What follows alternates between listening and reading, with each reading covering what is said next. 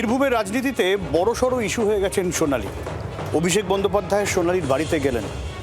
পরবাসী হয়ে গিয়েছিলেন সোনালী। ওই এসআইআর গুতো বাংলাদেশ থেকে আনায় তৃণমূল কংগ্রেসের ভূমিকা কিন্তু যথেষ্ট। অভিষেক বন্দ্যোপাধ্যায় গেলেন, সোনালীর ছেলের নামও রাখলেন তিনি। ২৬ নির্বাচনে বিজেপি বিরোধিতার পালে হাওয়া দিতে এটাই এখন তৃণমূলের স্লোগান। আর সেই কারণেই কি বীরভূমের রামপুরহাটে সভা করতে গিয়ে সোনালী খাতুন ইস্যুকে ফের জিইয়ে তোলা অভিষেক বন্দ্যোপাধ্যায়ের? এই মাটির একজন মেয়ে সোনালী খাতুন জোর জবরদস্তি গায়ের জোরে বাংলাদেশি বলে দাগিয়ে দিয়ে তাকে বাংলাদেশের জেলে পাঠিয়ে দেওয়া হয়েছে। হাইকোর্ট সুপ্রিম কোর্ট থেকে অর্ডার করে তৃণমূল কংগ্রেসের সৈনিকেরা লড়াই করে তাকে নিয়ে আসার ব্যবস্থা করেছে। রামপুরহাটের সভার পরে সোনালী খাতুন ও তার সদ্যজাতকে দেখতে যান অভিষেক। হাসপাতাল চত্বরে বাঙালি বিরোধিতায় দিল্লি পুলিশ ও বিএসএফকে তোপ দাগেন। কথা আমি সোনালীর মুখে শুনলাম যেভাবে ওদেরকে হ্যারাস করা হয়েছে। প্রথমত দিল্লি পুলিশের তো আপনারা শুনেছেন, তারপর জোর জবরদস্তি বিএসএফকে দিয়ে বাংলাদেশে পুশব্যাক করানো এবং একটা অন্তঃসত্ত্বা মহিলা তাকে লাঠি দিয়ে বেধড়ক মারা। সোনালী খাতুনের সঙ্গে এই প্রথম মুখোমুখি সাক্ষাৎ অভিষেকের।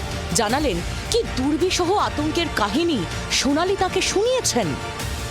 রাতের পর রাত বনে জঙ্গলে কাটাতে হয়েছে, এই অবস্থায় নদী পেরিয়েছে, জঙ্গলে থেকেছে, সবই আমাকে খুলে বলল। এবং পরবর্তীকালে তারা ঢাকায় গিয়ে পৌঁছেছিল, সেখানে আবার বাংলাদেশ পুলিশ অ্যারেস্ট করেছিল। অভিষেক জানান সোনালী এবং তার পরিবারের অনুরোধে সদ্যজাতর নাম আপন রেখেছেন। আজকে আমি দেখা করলাম, যেহেতু ইনফেকশন হওয়ার একটা প্রবণতা রয়েছে, আমি আর বাচ্চাদের কাছে যাইনি, আমি নিজে সমস্ত প্রোটোকল মেনে ভিতরে গেছি। সোনালী এবং ওর মা আমাকে অনুরোধ করেছে যে বাচ্চাটার নাম রাখার জন্য, এবং তারপরেও তারা আমাকে রিকোয়েস্ট করে। আমি বাচ্চাটার নাম রেখেছি আপন।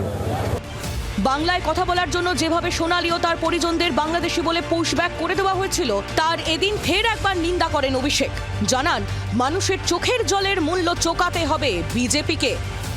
যেভাবে যে কষ্টের মধ্যে দিয়ে গত 7-8 মাস সে কাটিয়েছে, আমি মনে করি এটা প্রথমত এটা চিন্তা করাই খুব কষ্টের। মানে সোনালী অন্তঃসত্ত্বা হয়েছে, একটা বাচ্চার উপর যা টর্চার, মানুষের চোখের জলের একটা মূল্য বিজেপিকে এবং কেন্দ্র সরকারকে চোকাতে হবে। সোনালীর সঙ্গে অভিষেকের সাক্ষাতে সংখ্যালঘু ভোট ব্যাংকের রাজনীতির যোগ দেখতে পাচ্ছে বিজেপি। দেখুন, এরা সোনালী খাতুনের সাথে দেখা করবে, এটা অত্যন্ত স্বাভাবিক, কিন্তু এরা কোনদিন এই যে ঝিনাইদহে যে মহিলা গণধর্ষণের শিকার হলো তার কথা কোনদিন বলবে না।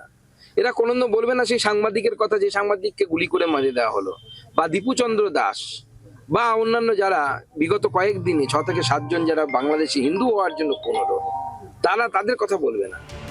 শুধু অভিষেক নন, সোনালী ইস্যুতে বারবার বিজেপি ও মোদী অমিত শাহ কেন্দ্রীয় সরকারের বিরুদ্ধে সরব হয়েছেন খোদ মুখ্যমন্ত্রীও। সন্দেহ নেই সোনালী ইস্যু এবারের ভোটে বিজেপির কাছে একটা বড় অস্বস্তি।